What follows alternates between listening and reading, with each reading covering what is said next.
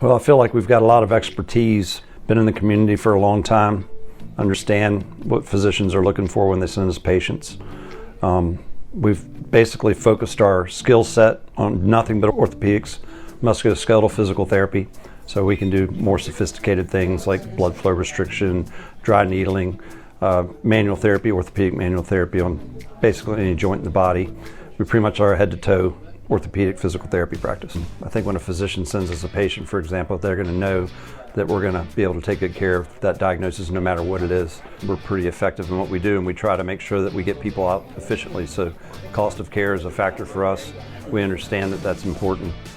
So we get people better as quickly as we can, and we don't hold on to them and treat them any longer than they need to be in the clinic. People that come to see us are in pain, and we don't see people that aren't hurting. So when you come in and you see this open atmosphere and you see a lot of positive energy, people laughing and joking and getting along, not just focused on their problem, I think that goes a long ways towards helping people improve. We're not a big corporation, we're a locally owned group, and so these are people that we're living with, and we're motivated, and we've got a really good skill set in what we do to be able to help them.